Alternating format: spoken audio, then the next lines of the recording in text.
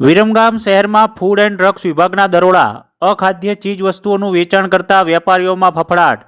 વિરમગામ શહેરમાં food and drugs વિભાગની સાથે સ્ટેટ જીએસટીના દરોડાની અફવાએ અનેક વેપારીઓ દુકાન બંધ કરીને રફુ ચક્કર.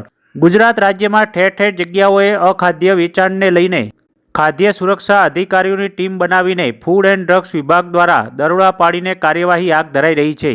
અમદાવાદ જિલ્લાના વિરમગામ શહેરમાં પણ આજરોજ ફૂડ એન્ડ ડ્રગ્સ વિભાગની ટીમ ત્રાટકી હતી. શહેરના ગોળપીઠા વિસ્તારમાં તપાસ હાથ ધરાઈ હતી, જેમાં શ્રી હરિ ટ્રેડિંગ અને ચીનુભાઈ હરિભાઈ ઠક્કર નામની બે દુકાનોમાંથી ગોળના નમૂના લેવાયા હોવાનું અધિકારીઓ જણાવી રહ્યા છે. બીજી બાજુ શહેરના અન્ય બજારમાંથી પણ તહેવારોને લઈને ચાલી રહેલા ગોળ તેમજ ખાંડની ચીક્કી, કચેરીઓ સહિત અખાદ્ય ચીજ વસ્તુઓ કુલ 12 નમૂના લઈને ટીમ દ્વારા કાર્યવાહી હાથ ધરાઈ હોવાનું જાણવા મળ્યું છે. ફૂડ એન્ડ ડ્રગ્સ વિભાગના દરોડાથી શહેરના ગોળપીઠા વિસ્તારમાં આવેલા તેલના વેપારીઓમાં પણ ફફડાટ જોવા મળ્યો હતો.